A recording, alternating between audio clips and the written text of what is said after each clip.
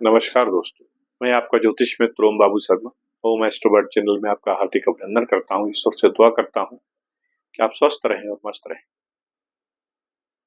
मित्रों, सितंबर का माह समाप्ति की ओर है और अक्टूबर का महीना है हल्की हल्की सर्दी के साथ दस्तक दे रहा है। कैसा रहेगा ये अक्टूबर का महीना आपके लिए? ऐसे तो हम लोगों ने वीडियो इसमें डाल रखी है, फिर भी कुछ ग्रह गोचर होते हैं, इन पर स्पेशल वीडियो हमें अलग से बनाना पड़ती है। तो मैं बात कर रहा हूँ आपसे गुरु के गोचर की। गुरु महाराज जो है इस समय मिथुन में है और अब ये अपनी खुद की जो उच्च राशि है, इनकी अपनी उच्च राशि है कर्क राशि, है ना, चंद्रमा की राशि, उसमें प्रवेश करेंगे। 19 अक्टूबर को पहुंच जाएंगे, 18 को प्रवेश करके 19 अक्टूबर को उसमें पहुंच जाएंगे। तो कैसा प्रभाव इसका रहने वाला है इनके गोचर का, इस विषय पर अपन बात कर रहे हैं। तो एक कॉमन अगर बात करें तो गुरु जो महाराज हैं, बृहस्पति प्लानिट है, ये गुरुत्वाकर्षण का बहुत बड़ा प्लानिट है। हमारी प्रकृति पर आने वाली, हमारी धरती पर आने वाली बड़ी बड़ी बाधा व्याधाओं को ये जो है इससे हमारी रक्षा करते हैं। बड़े बड़े उल्का पिंड हैं, उनको ये अपने गुरुत्वाकर्षण के कारण आकर्षित कर लेते हैं और उससे क्षति होने से हम लोग बच जाते हैं। ठीक इसी प्रकार से हमारे जीवन में भी गुरु का उतना ही महत्व है। जैसे बचपन में हमारी गुरु माँ होती है, उसके बाद हम विद्यालय जाते हैं तो हमारे टीचर होते हैं, उनको हम गुरु मानते हैं। तो इसी प्रकार जो ग्रहों में है वो भी गुरु हैं, उनका भी जो नेचर है वो कुछ इसी तरह का है कि वो हमको जीवन में आने वाले संकटों से हमको बचाते हैं, हर समय हमारी मदद करते हैं। गुरु की 3 दृष्टियां होती हैं। इनकी दृष्टि में दोस्तों अमृत होता है।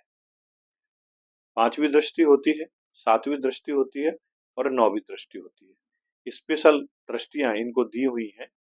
और गुरु के बारे में कहा जाता है दोस्तों कि अपने शत्रु राशि में भी बैठे हों या इनकी किसी राशि में मान लो ये मार्केस भी हैं जैसे, तो भी वहां ये परिणाम खराब नहीं देते हैं। जैसा कि अन्य प्लानिट जैसे शनि है या बुध है या राहु केतु है या मंगल है, ये बहुत खतरनाक परिणाम देते हैं यदि आपकी कुंडली में मारक होते हैं तो, है ना। शुक्र हैं भले सॉफ्ट हैं, उसके बावजूद भी बहुत खतरनाक। लेकिन गुरु के बारे में ऐसा कहा जाता है कि गुरु कभी किसी का नुकसान नहीं करते, दुश्मन का भी नुकसान नहीं। तो ये अभी मिथुन में गोचर कर रहे हैं, पुनर्वसु नक्षत्र में गोचर कर रहे हैं। अपना खुद का इनका अपना नक्षत्र है। आने वाले अतिचारी है, स्पीड इनकी अधिक है।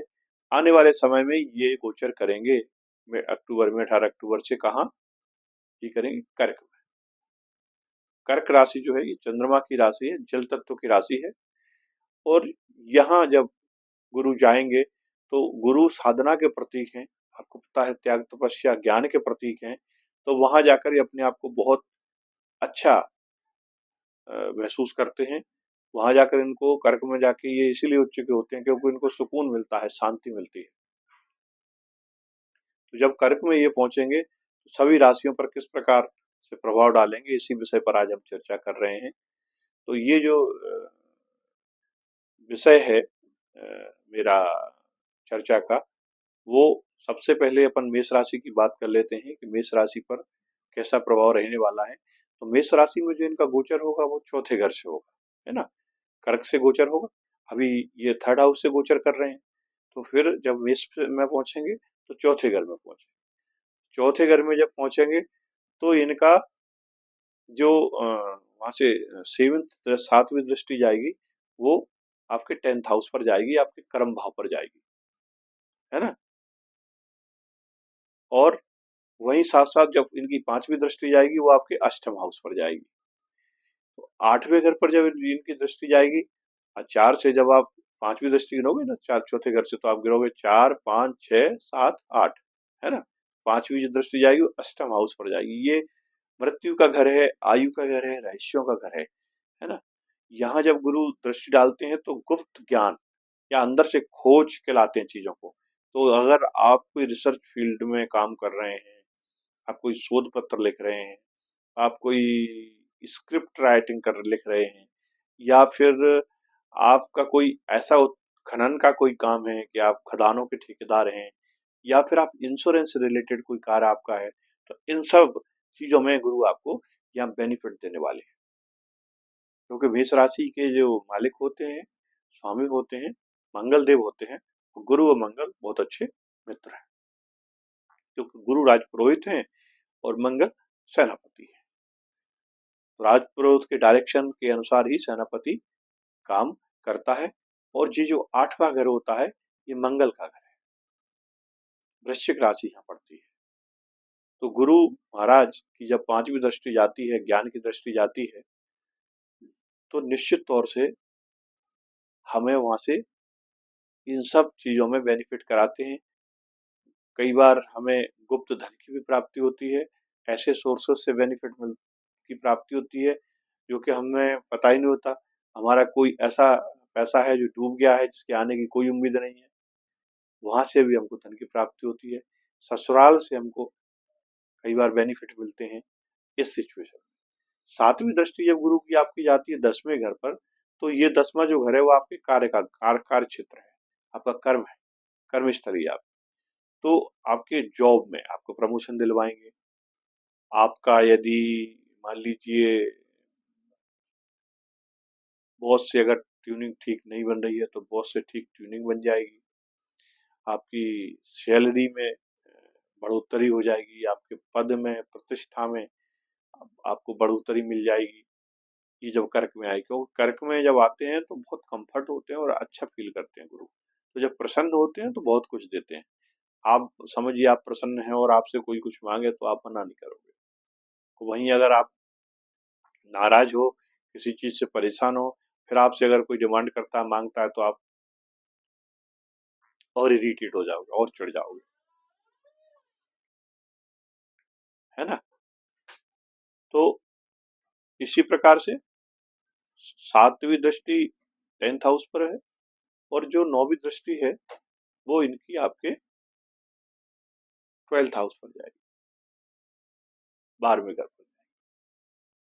12वां घर है वो भी गुरु का ही घर है, देखा जाए तो, कि अपनी मीन राशि बनती है, वो भी जल तत्व की राशि है।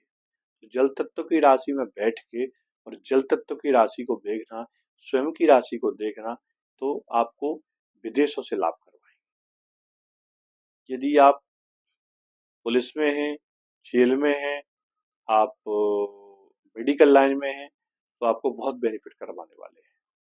आप विदेशों से कुछ एक्सपोर्ट इंपोर्ट का काम करते हैं, आपको बहुत भाई फायदा मिलने वाला है इस ड्यूरेशन में।